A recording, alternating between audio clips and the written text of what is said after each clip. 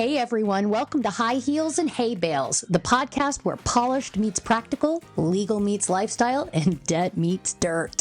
I'm Kristen, your resident farm lady, keeping it real about motherhood, homesteading, and the funny side of figuring out life. And I'm Adrienne, aka the Ladylike Lawyer. I'm here to help you make sense of money, debt, and the legal stuff without boring you to tears. So kick off your boots or heels and let's get into it. Let's get into it. Well, a fancy lawyer and a hillbilly homesteader walk into a podcast. Today, we are talking about the bougie versus budget lifestyle. Just in case you're new here, Kristen and I are friends. I'm a bankruptcy lawyer. She's a hillbilly homesteader, and we're here to talk about money and life and how we manage it and how we survive in this weird world from the different perspectives that we come to the table with. So, Kristen, in honor of today's episode, I would like to know what's the bougiest or the most frugal thing you have spent money on this week? That's a great question. And hello. I honestly don't know the answer to that question. No, that's a lie. Okay, so this is going to sound crazy. I DoorDashed really expensive dinner for my family because I don't even remember what it was. But that's the only thing I can think of. I was not frugal this week at all. I spent a lot of money on feed. Like, I haven't been buying any. No, I lie. Okay. Yep. See, this is this right here. This is how it works. You know, when we ask the question, we first tell ourselves we have all of the beautiful emotions about what we've done in the last week, right? Mm-hmm. I've done everything right. I've been a wonderful person. I've made all the right choices. I can't really think of it. Oh, wait a second. Mm-hmm. Once I start to think about it, keep going, Kristen, because I'm sure there's something. Well, it's this microphone. That was the bougiest thing because you were like, this will solve all your problems. And I was like, order immediately, done. And it has solved 94% of our problems. Well, and that just goes to show you that, you know, sometimes you got to spend money in order to live a happy and joyful and successful life. I mean, that sucks, right? I mean, that sucks. Right. Well, whoever said money can't buy happiness never had an extra $5 in their pocket. Well, yeah. And they never were trying to do a podcast with a janky old microphone from the closet circa 1987. So yeah, I'm super proud of you for splurging on this. And I will tell you that I think the audience is in for a delightful ride because the contrast in our spending this past week would probably knock a lot of people over with a feather. I would say the most ridiculous thing I've done is I've left a trip in Jamaica with my husband for 6 weeks to fly home on Spirit Airlines to see my dog and my son and my friends. And I'm turning around and going right back down there. And it's been a tremendous cost to me. And I have paid with my fatigue and exhaustion and frustration and anxiety. But I am the type of person who would leave a 6-week trip in Jamaica with my husband on a fairy tale trip to come home to. And for those people who are watching on YouTube, he's in my lap, this dog of mine. So that is one example of how bougie and insane I am and how I will spend money on absolutely anything. When you said you were coming home mid-trip, I was like, is there an emergency? Has something happened I am unaware of? Nope, just to see the dog and run a race.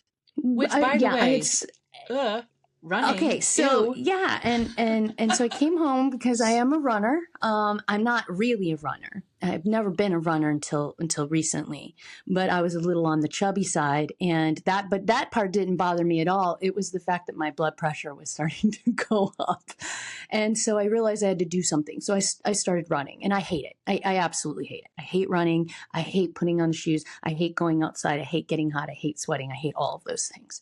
But I really do love the thought of living. So that's why I did it. But in order to run, I like to go to 5Ks. I like to spend $25 on a charity.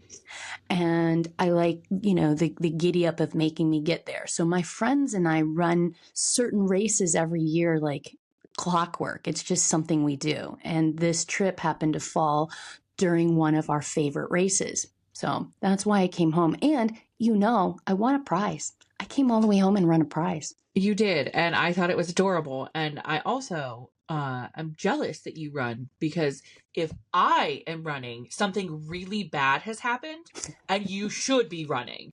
Oh, for sure. Yeah. If I saw you running, I would absolutely assume that you were being chased. Or I set something on fire that I shouldn't have. Chased by fire. Or a rooster. It's all the same. All the same. Anyway, yeah. No, I'm jealous of your prize. I'm also jealous of that pepper suit you were wearing. Not gonna lie. Yeah, so the prize was I came home to run the 35th annual Chili Bowl 5K in downtown Cleveland out of the Hofbrau House. And it was in support of the Cleveland firefighters. And it was a chili cook-off. And so I got all dressed up in my chili pepper outfit, which, by the way, was recycled from last year. So I'm very proud I didn't spend any money on that this time. But that's the most frugal thing you've done. I think that might be the most frugal thing I've done is recycle my costume. And guess what?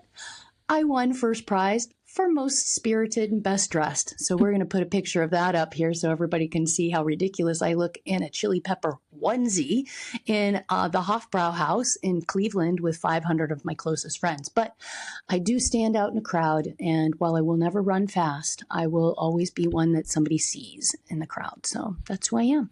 Mm-hmm. Well, on that note, I think people are starting to see that, as you and I talk about money and talk about life, I think you and I thought we were going to have very similar stories to talk about, but we are very different in our spending. We are. And I think a lot of that comes from, obviously it comes from, our background and how we grew up. Give me an idea, Kristen. Was your family, were they savers or were they spenders? What did your immediate family, if you look back and you have to just grab a few of the most notable concepts from money that you took away from your family, what were those? What would that be? So I have it's a kind of a tricky question. My parents were not financially responsible at all. And when they were also both very sick, my dad had a kidney disease that had him in the hospital constantly. And my mom, as a result of that, had a heart condition also. I mean, that was kind of also a genetic thing. So my parents were in and out of the hospital all the time. They bounced from job to job to job. They borrowed money from my grandparents, who did have money. My grandfather owned a gas station and an oil company. And my grandmother, my mom's mom, they escaped Hungary in the revolution in 1958 and built everything from the ground up. And so she was a penny pincher and a saver, and she had perfect credit. And my parents learned nothing, apparently. And they taught you nothing. Taught me nothing. I remember going to the food banks and not having food in the house, and my parents making those late night calls to my grandparents. Hey, can we borrow money? And there are things that I did learn from that. Obviously, I was never borrowing money from anybody, which kind of backfired a little bit when I could have used help, but I didn't really want to. And I didn't, my dad passed away 12 years ago. And as an adult, I didn't have anybody to borrow money from. My grandparents are all in their 70s and 80s, 90s. I did not want to rely on anyone else. How do you think you did learn about money? Do you think it was through experience or education? I mean, how do you think you've learned about money? How do you come to the table today where you are today? Trial and error, which is not a good way to learn. In finance, I did learn. I would pick up little pieces and be like, oh yeah, that's really smart. And for a while I was good because I had a huge income. I had no issues. I was bougier than anything when I had my business, and I made 6 figures and I had no problems. And then when it all crashed, I was like, oh, I forgot how to live poor. And I had to retrain myself to rob Peter to pay Paul, But that was not enough. So I had to file bankruptcy. And now I'm like, okay, I have learned all of these things and we're not going to be stupid I do stuff that I shouldn't do all the time, but we all do. We all do. I mean, I everybody needs to hear us say that. Like everybody does. That's absolutely what life is. Yes. So I've taken from debt courses, credit counseling courses, learning from, TikTok. There's so much out there that I can learn. I've become friends with so many credit repair people, and it blows my mind that all these resources are there for when you are in a situation that you're like, okay, I don't know what I'm doing. Help me. Yeah. And I had to find all that. I mean, my mom's 65 years old and I love you, Mom, but holy crap, she's terrible with money. I don't know how people expect anybody to come out of a household with fundamental knowledge about complex stuff, like deeply complex things, if those things are not well understood by the parents in your home, by the adults in your home, and by the same token for people who feel that it's something that should be kept private and kept away from children. And I think that's also a big problem. And while I grew up a bit differently, but ironically starting off very similar, I am the product of divorced parents. My parents got pregnant and married when they were in college. But the notable thing there is both my parents were in college. And so even though my mother was 21 years old and pregnant, married to my dad, both of my parents did graduate from college and they had an educational background. And that alone really set the tone for a lot of the, the favor that I have received in life. And there's no question about that. But my mom and I were very poor, and I had to watch my mother try to keep me safe. My mother never wanted to worry me. And so she really didn't talk to me about money. And then my mother married a man who was seemingly very, very successful and wealthy. And, they didn't want to share. They didn't share information. It was very keep this stuff close to the vest. And I didn't really learn a lot about actual money, to the extent that when I was in law school and I was studying concepts that would become very important to me in my bankruptcy practice, I didn't even know what they meant. I'd never bought a car. I didn't know what a secured loan was. I didn't understand what compounding interest was because, my parents just never paid it, right? They just did everything that they could to never have to pay any interest. But I was growing up in a world that you had to start borrowing in order to get the things that you wanted. And so I didn't really understand how to use all of those things. And I learned that you got to keep everything quiet. You got to go figure it out yourself, because if you open your mouth, people are either going to say you've done something wrong, you're going to be embarrassed by something, or people are going to be mad at you because they're jealous, right? Like I just learned to keep my mouth shut about money. And that was probably one of the worst things anybody could ever do. And that's why I'm on a mission to not keep our mouths shut about money, because I think it caused a lot of problems for both, people like me and people like you. Well, I think a lot of that also could be generational. Oh, sure. My grandparents, my Hungarian grandmother, she did not talk about money unless it was to say I have perfect credit. It wasn't something that was really talked about, but they worked from the ground up. And my other grandparents, I don't remember them talking about money. It was very hush hush, especially like if my parents needed something, it was very hush hush.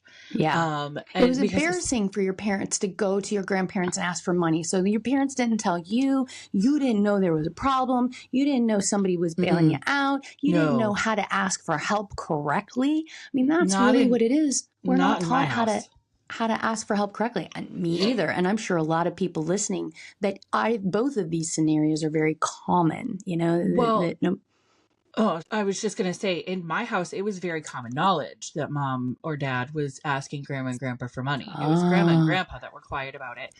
And I mean, we didn't talk about it outside of the house. God, no.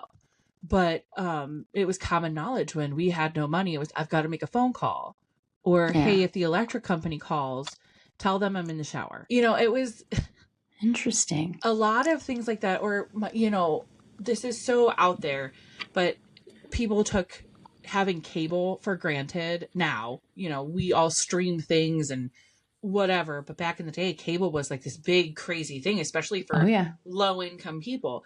So my parents all, this is such a way to say I was poor. My parents would get the like intro rates for the cable company, get the box, get the whatever, get the remote. And as soon as the like free, or I don't know, I don't remember how it works, but the super, super cheap time period, we didn't have cable anymore. Yeah. So like the promotional period of time, like you'd get it for free for like 30 days, and then you'd cut it off, and then you'd wait until you could get it for free again.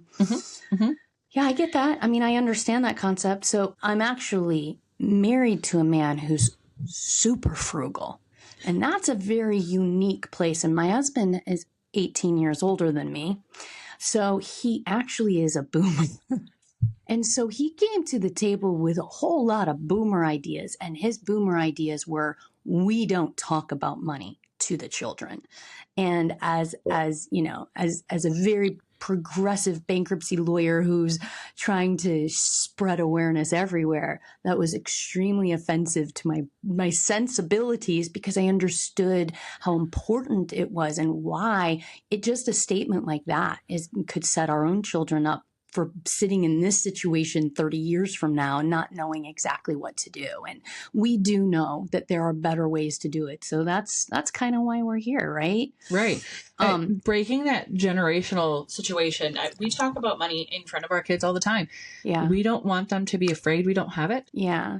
But you also need to make sure that they understand, you know, what's safe and how, and you know, the big concern, of course, that we always have with children is the existential fear. We don't want them to have the existential fear that they won't have a place to live tomorrow, even if that's actually the case. That's the one thing that I feel very important about protecting children from, the deep existential fear. They do need to see challenges. They do need to see us struggling. They do need to see parts of the struggle, and that we aren't doing them any favors by protecting them from that.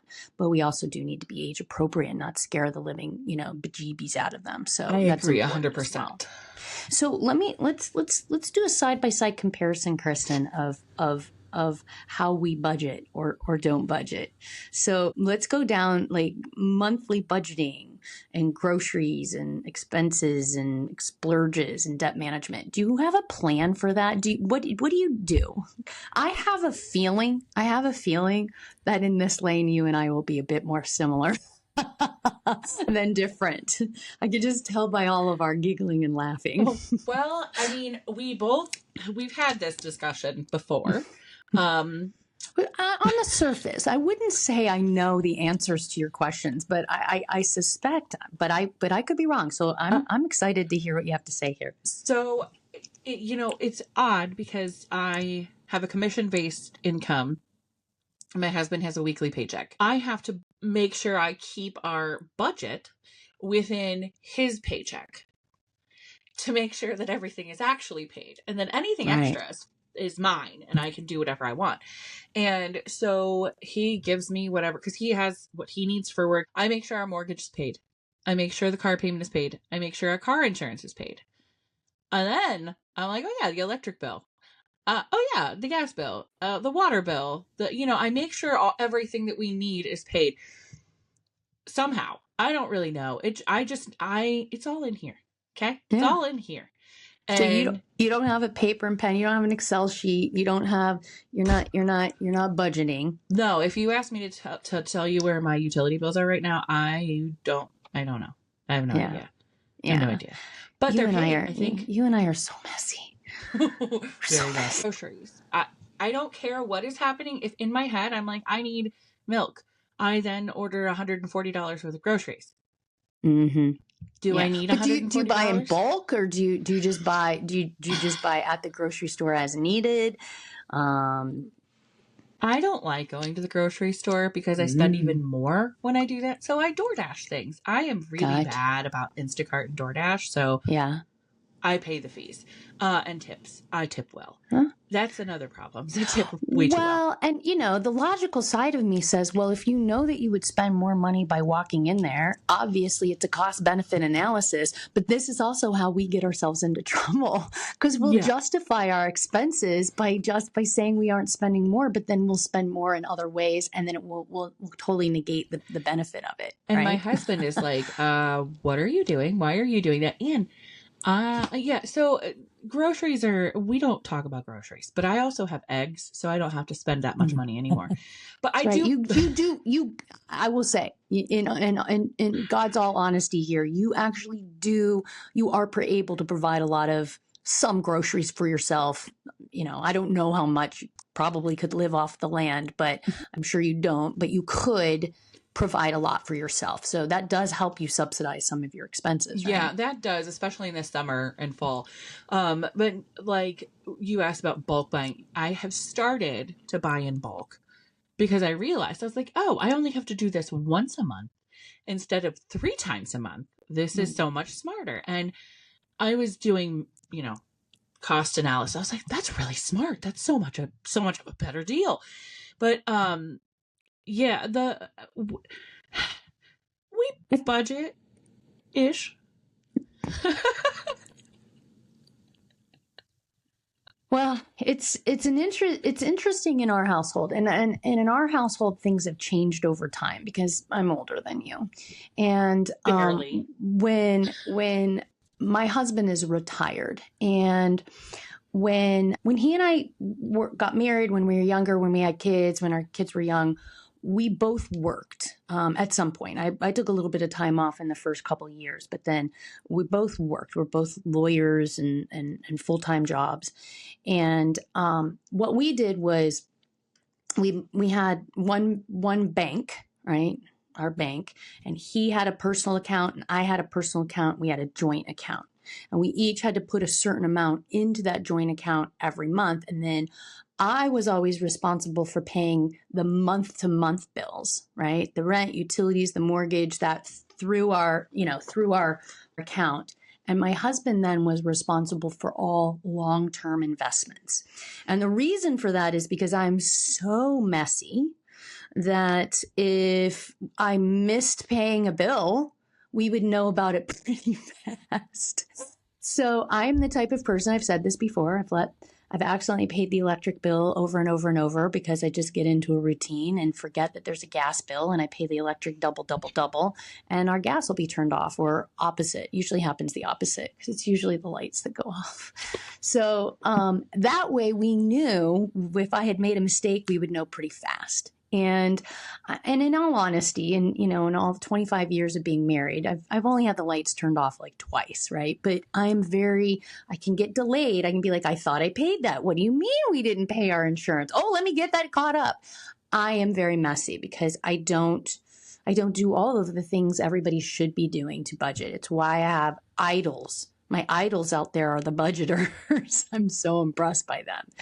But I will say that it is a lot easier to live in a world that where you're not very good at budgeting when you have more resources available to you. I have pissed away a lot of money. I have lost a lot of value because I was so messy, and it's frustrating to me to look back, and it's almost difficult to even acknowledge because I see how messy I am. But I'm very, very grateful to my husband because he is not messy at all. He is very disciplined and very frugal.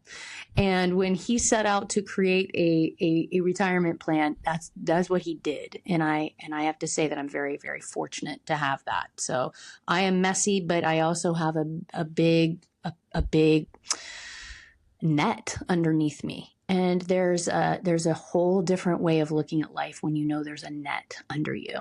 And when my mom and I were growing up, I know she didn't have a net. And that existential fear is what drove me. It's why I became a lawyer. It's why I married somebody frugal. It's why, I've lived in the same house. It's why I'll defer all long-term expenses to my husband, because I always wanted to make sure I had a net. I was so terrified of not having one. And that's really what shaped me. So I think that's something that and as soon as you said long-term investments, I'm like, I don't even know what that means, because I genuinely don't. That was never something. I mean, my grandfather's 85 years old and he still works. Now, he works because he doesn't want to be in the house with my grandma all day. But I get that. Right, me too. But he, I think that was something that was missing completely from my life, and it's still not there. I know we're still good couple incidents away from being in big trouble. And, I've pissed a lot of money away too, trying to get ahead or stay above water, or, it's the same kind of thought of, I'm pissing away money, but in yours, it's just, I'm pissing away money. In mine, I'm trying to hold on to the life raft to keep myself going. And it's the interest or whatever, we used to do payday loans. Yeah. And I don't even know how we got out of them. I genuinely don't remember how we did it, but I'm glad we did, because that was something that was a weekly thing for a long time. As somebody who understands compounding interest and understands how predatory that particular industry really is, I'm also pretty impressed that you got out of that cycle. I mean, you did, most people do actually have to file bankruptcy to get out of the payday cycle. And so it's become so insidious and entrenched. And those are the types of things that are really marketed to people who are low income, right? Mm-hmm. They're not marketing payday loans to me, right? I can walk into a bank and get a nice, decent rate. And that's something that people who are privileged, who are in situations like mine, do not understand, that when you are in a cycle of poverty, the cycle itself drives you downward. It doesn't drive you upward. It only drives you downward. So the more deep your problems become, the less likely you're going to be able to get yourself out. And that's a reality that I think people in my world, people that I, rub elbows with, on a daily basis, I know they don't understand that. I know that they say, why are you financing a brand new Cadillac? You're poor. Well, that's because when you walk onto a used car lot, when your credit score is bad, they're only going to sell you a brand new car so they can take advantage of the depreciation off of you. So they can use you for the depreciation and sell the vehicle outright for cash once you have defaulted on the loan. And that's what people don't get. People who are in low income can't just walk in and finance a $15,000 affordable car.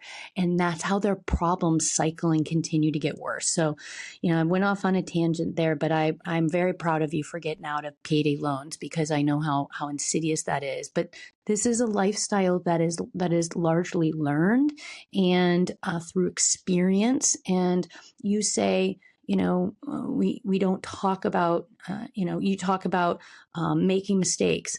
And here's what everybody needs to hear. Like, any of us are only successful because of failure, right? Mm-hmm. So we would never be able to be financially successful if we had not experienced financial failure first, truly. If you don't get it, you don't even understand how to work for it, and you don't understand its value. That's what I think. Yeah. And I've seen a lot of that. Oh, absolutely. I mean, I had my business, it failed, and it instilled the fear of everything into me about how, I didn't want to go back down that road. So I found a new route to, enrich financially our family.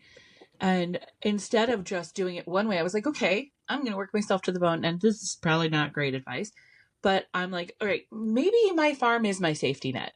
That is kind of this is my future. I'm building this for my kids. I'm building this for us. So, we have food, because in the situations we're all in right now, who the heck knows when? I mean, we're talking about safety nets, and I think, me becoming a lawyer, knowing that I could always get a job that will support me. That's really what I did.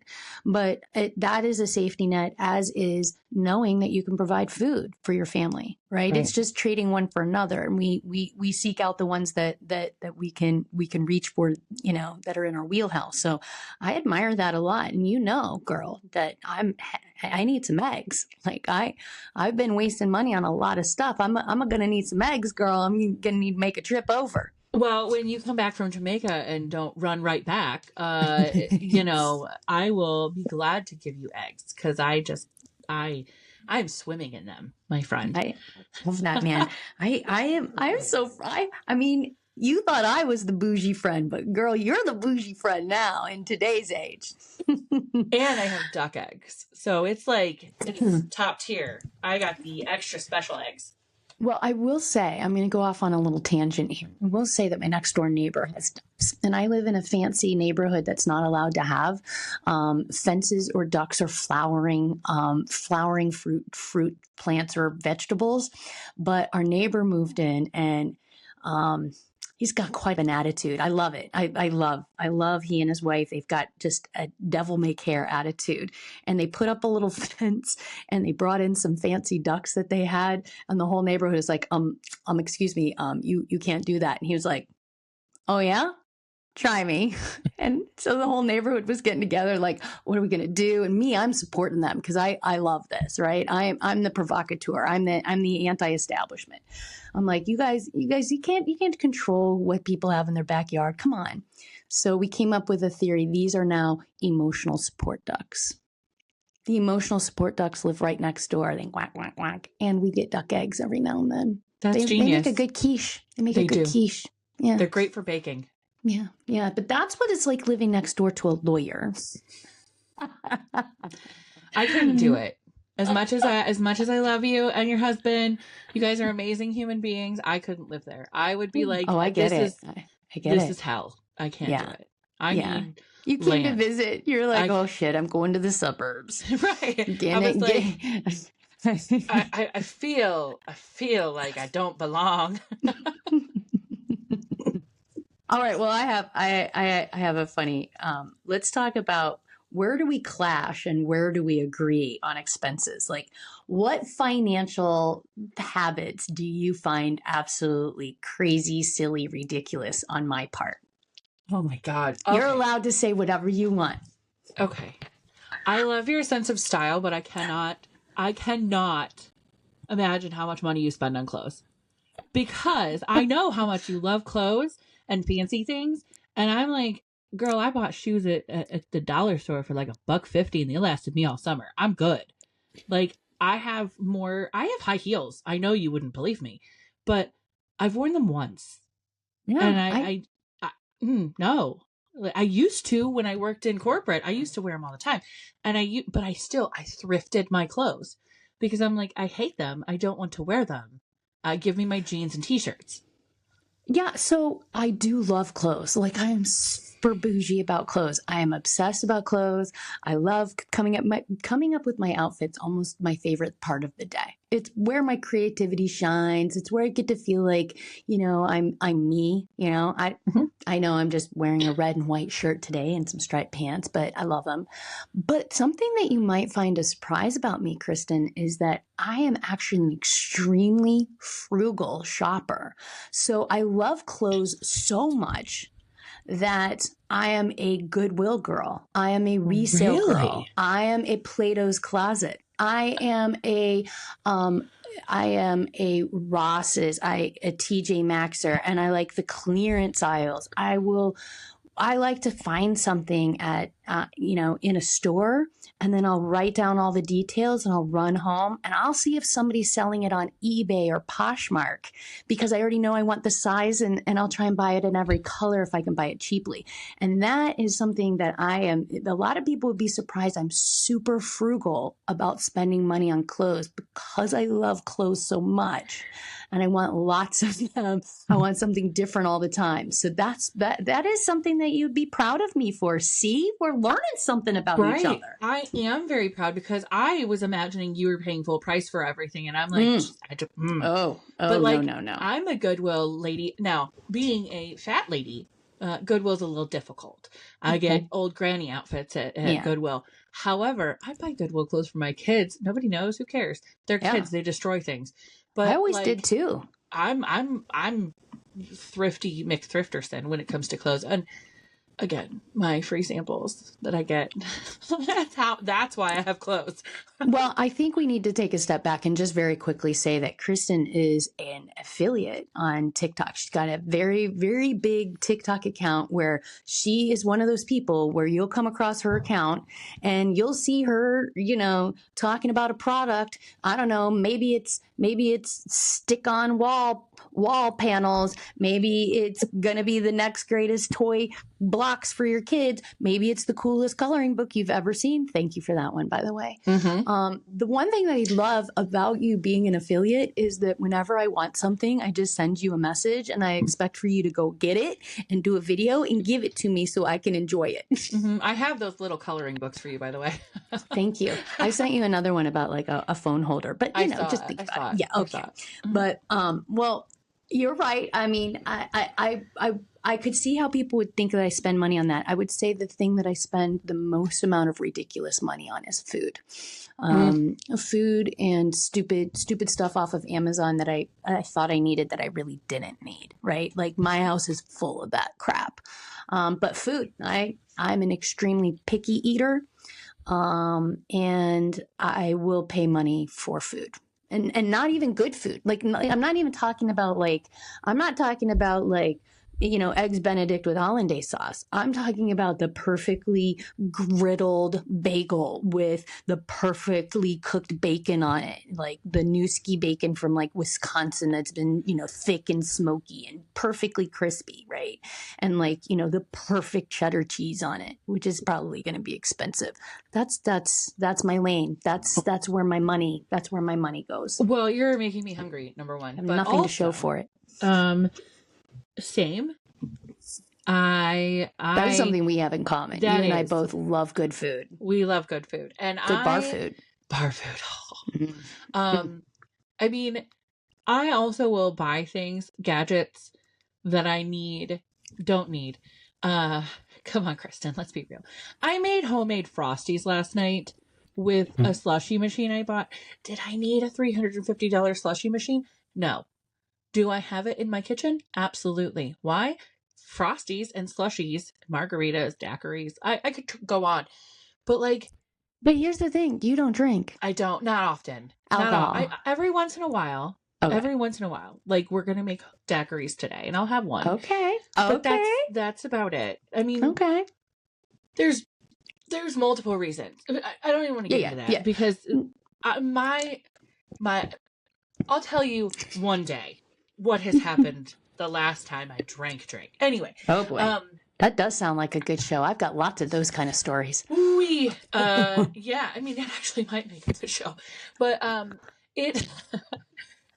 food is definitely a big thing. I bought, they're called egg farvel, and it's a Hungarian thing that I can make at home, but it's laborious. Whatever laborious. Yeah, laborious. Thank you.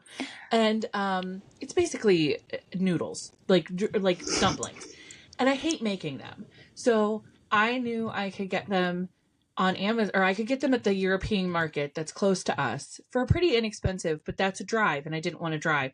So I Amazoned my egg drop noodle things and I paid $18 for 3 little packs.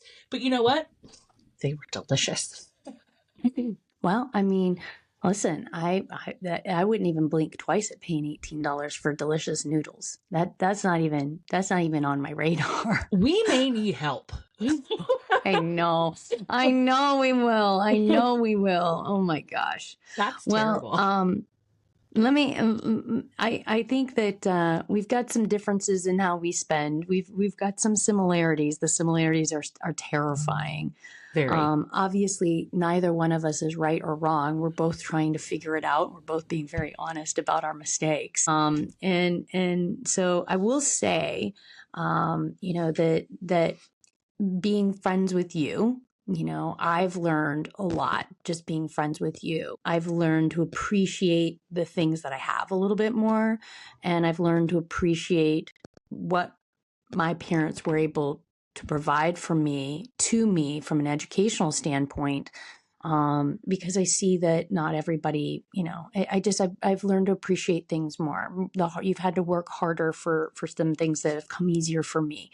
And so I've learned to appreciate, growing your own food like that. That wasn't something that I thought it was nice, but I think it's incredibly I see the value in it. And I really didn't know until I met you that you could actually provide enough food for your family on what do you have? Like a half an acre? No, we have an 2 acre? acres. 2 acres. I have like an acre and a half. Oh, it goes back further than I realized. Yeah. But still, I mean, and you live on the edge of Cleveland. Like it just doesn't, I don't register that. So I've learned a lot from being friends with you because there's just another way to live and I love it.